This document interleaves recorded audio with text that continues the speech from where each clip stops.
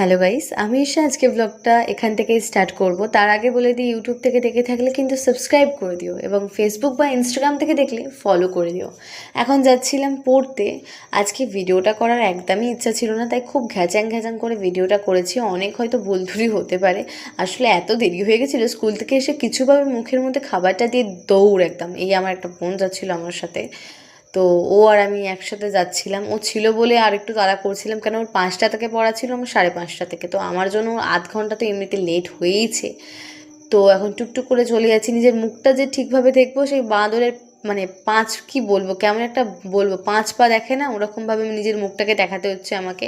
মানে দেখাতেই পারছিলাম না, সময় ছিল না, একদম ভিডিও করার মানে টাইম নেই এরকম। তাও আমি টুকটুক করে ক্লিপগুলো নিয়েছিলাম। তো যাই হোক, ভিডিওটা এখন শুরু করছি। শুরু না, অনেকটাই হয়ে গেছে।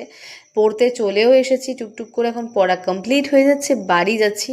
আর এই বাড়ি যেতে যেতে একটা জিনিস দেখলাম। এই যে দেখো, ফুল রাস্তার মধ্যে পড়েছিল, মানে কাঠগোলাপ গাছ ছিল, সেখান থেকে পড়েছিল। ফুল তো আমার অসাধারণভাবে প্রিয়। আর এই কাঠগোলাপ বা যে কোনো ফুলই আমার প্রচুর প্রিয়। আর কাঠগোলাপটা দেখে না আমার মানে আজকে দিনটা সফল এখানেই হয়েছে।